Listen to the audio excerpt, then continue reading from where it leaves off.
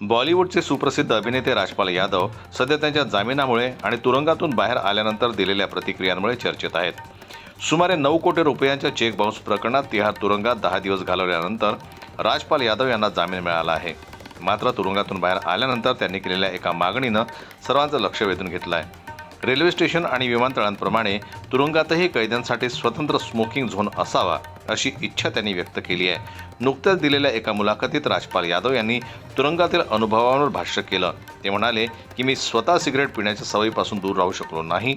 अनेकदा प्रयत्न करूनही मी ही सवय सोडू शकलो नाही. तुरुंगात असताना मला जाणवलं की तिथे अशी कोणतीही जागा नाही जिथे कैदी धूम्रपान करू शकतील.